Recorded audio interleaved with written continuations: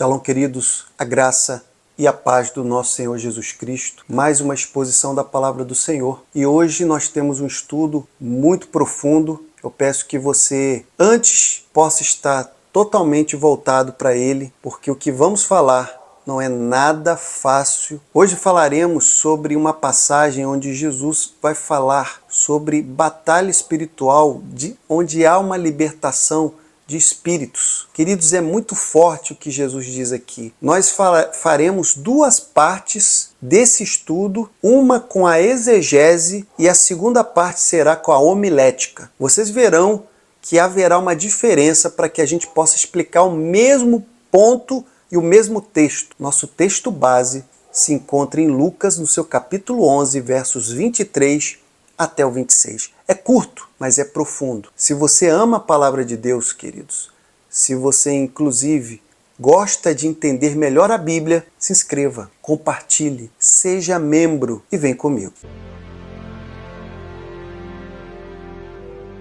Bom, queridos, como eu disse aqui, eu vou passar o contexto e eu quero que vocês possam ter toda a atenção aqui. Se você não entender, se você achar que tem alguma coisa que precisa voltar, volte, porque é interessante, muito importante você fazer isso. O contexto dessa passagem, Jesus tinha acabado de expulsar um demônio. Algumas pessoas que estavam ali no meio, principalmente os fariseus, aqueles que estavam entrando em conflito com Jesus, tinham acusado de que ele tinha feito isso pelo poder de Belzebu, o príncipe dos demônios.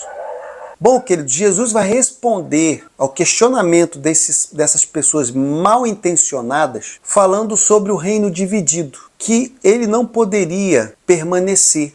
Ele ainda afirma sobre o seu poder de expulsar demônios que vem de Deus. Porque, inclusive, eles estavam questionando com que autoridade Jesus fazia isso. E Jesus, então, vai afirmar que ele fazia isso pelo poder de Deus. Bom, mas Jesus vai continuar o seu ensino. Ele agora vai enfatizar sobre a fidelidade a ele e alertando contra os perigos do vazio espiritual. Queridos, essa passagem, esse período aqui vai ser muito importante para que você entenda, para que você identifique o que pode atrapalhar a sua vida espiritual de forma muito séria. Por isso eu peço que você esteja olhando aqui, parte a parte, nessa batalha espiritual que estaremos falando. Por isso, não deixe de ver até o próximo. Bom, queridos, veja que ele vai dizer aqui no verso 24. Quando um espírito imundo sai de uma pessoa, ele anda por lugares áridos buscando descanso e não o encontra. Então ele diz, voltarei para a casa de onde saí. Bom, vamos entender o que Jesus está tentando falar nessa passagem, que com certeza quem ouve a primeiro momento não consegue entender.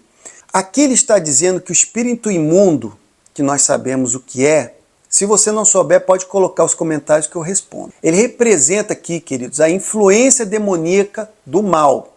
Quando ele deixa uma pessoa, quando ele sai, ele é expulso, ele sai, ele vagueia por lugares áridos. E que lugares áridos agora, entre parênteses, eu vou falar aqui. É quando ele está naquele lugar de inquietação, aquele lugar de insatisfação. Veja que esses lugares áridos, ele vai estar sempre onde tem o quê? Desunião, onde tem guerra, aonde tem insatisfação, inquietação, onde tem todo tipo de divisão. É o meio que ele gosta, é o meio que ele se sente bem. Por isso que ele fica em lugares áridos. Bom, mas veja aqui, ele vai dizer que o espírito imundo ele tem um desejo então para retornar à casa antiga. Ele vê que aquela pessoa, ele olha e ele não fica satisfeito de ter saído, já que ele conseguia controlar aquela pessoa em vários campos da vida dela. Então o que vai acontecer? Ele vai pensar em buscar restabelecer a sua influência onde ele tinha controle, onde era a sua casa anteriormente. Então é muito sério o que nós estamos falando aqui, porque no verso 25 diz o seguinte: quando chega e encontra a casa varrida e posta em ordem, e aí nós vamos entender essa parte também. A pessoa em que o espírito partiu foi limpa, o espírito foi expulso. Essa pessoa agora está limpa, mas permanece vazia Isso quer dizer, queridos, que a pessoa mudou por fora. A pessoa pode ter feito pequenas mudanças em seu ser e ter demonstrado algo novo. No entanto, dentro do seu interior, na sua essência, ela está vazia. O Espírito Santo ainda não conseguiu transformá-la. Ela ainda tem desejo por coisas passadas. Ela ainda cai em muitas coisas. Ela ainda mente. Ela ainda fica dando um trago no cigarro. Ainda bebe. Ainda gosta de falar coisas que não convém. Mudanças exteriores, mas sem essência interna, interior. A mudança real, onde o Espírito Santo pode trabalhar.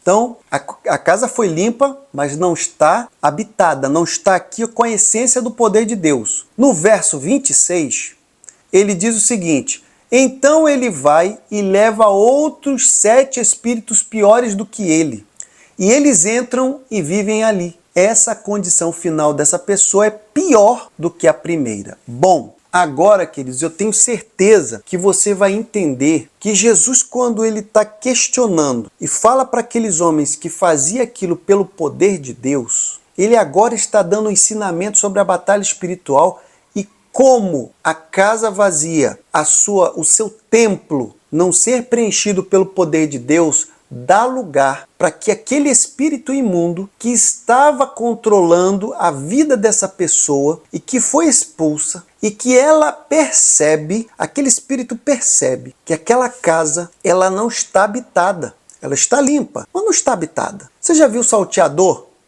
O salteador, ele quando percebe uma casa vazia, sem movimento, sem ninguém, ele pensa em entrar. E se dá certo e ele vai embora porque alguém jogou, ele mandou ele embora. Quando ele vai lá e percebe que está tudo ali, certinho, tudo vazio de novo, ele pode trazer até mais pessoas. É o que o espírito imundo vai fazer, queridos. É o que o adversário das nossas almas faz. Ele percebe a casa vazia, a casa sem o poder de Deus, sem a graça do Altíssimo. O que ele faz? Chama 7 piores. Vamos embora.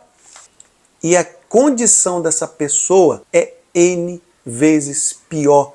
Uma coisa terrível para pessoas que precisam de libertação, queridos. Então, se aquela pessoa gostava de fumar e não conseguia parar, agora ela vai ter compulsão em fumar. Se aquela pessoa bebia socialmente, agora ela vai frequentar bares direto. E esses são pequenos exemplos, fora das outras coisas que vão se afundando. Se você parar para pensar, eu não vou dar nomes, mas se você parar para imaginar, pense, queridos, pense em pessoas que disseram para todo mundo, pessoas públicas que disseram que eram de Cristo e de repente falaram depois, não sou mais de Cristo não. Olhe como foi o estado dessa pessoa depois que ela deixou Jesus. Veja se não foi bem pior. Veja se não piorou o que antes já se fazia.